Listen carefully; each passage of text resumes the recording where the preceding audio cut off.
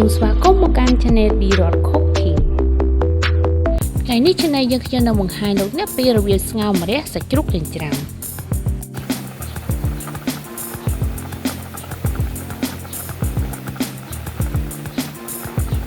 គ្រឿងផ្សំមាន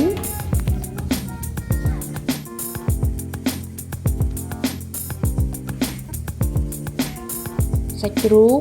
ដុំស៊ុបខ្នុរម្រះបង្គាក្រៀមផ្សិតត្រចៀកកដុរស្លឹកខ្ទឹមខ្ទឹមសចិញ្ច្រាំស្ករសអំបិលប៊ីចេង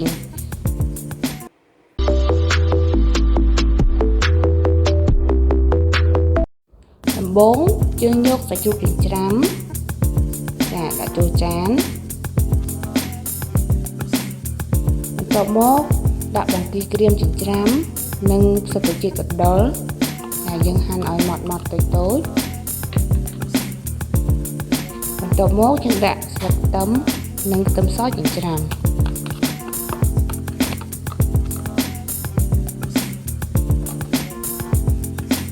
បន្ទាប់មកទៀតយើងចាប់ផ្ដើមដាក់ស្ករសអំបិលប៊ីចេងចូលចា៎យើងធ្វើការច្របល់ចូលគ្នាឲ្យសាច់និងគ្រឿងចូលជាតិគ្នាបានល្អ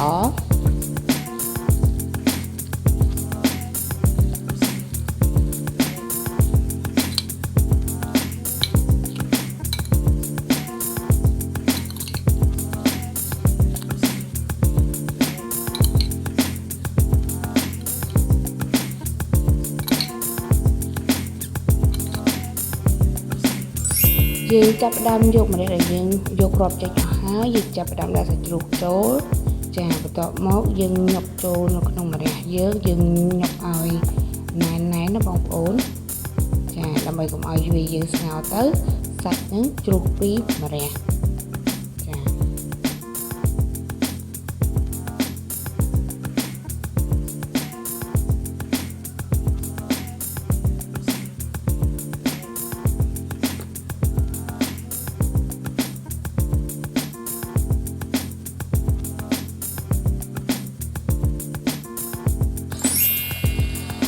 យើងដាក់ដាំទឹកឲ្យពុះបន្ទាប់មកយើងដាក់សាច់ជ្រូកដែលយើងហាន់ដុំៗចូល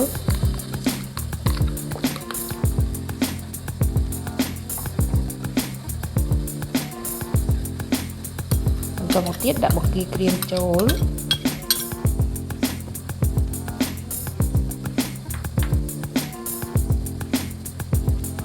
ដាក់ស្ករសអំបិលប៊ីចេង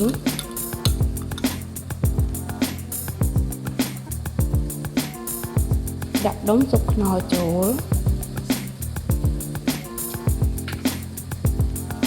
ពេលទឹកពុះបន្តិចយើងចាប់ផ្ដើមដាក់ម្រះដែលយើងបានញាត់សាច់រួចហើយ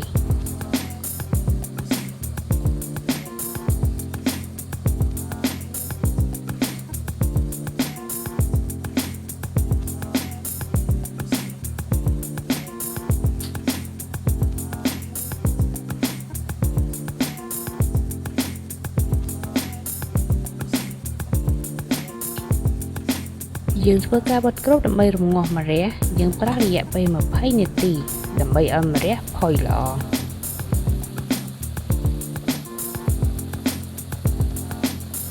ចានៅពេលនេះម្រះរបស់យើងបានផុយហើយមុខម្ហូបស្ងោរម្រះសាច់ជ្រូកចិញ្ច្រាំរបស់យើងបានឆ្អិនរួចរាល់សូមចុច Subscribe និងសញ្ញារូបកណ្ដឹងដើម្បីទទួលបានវីដេអូ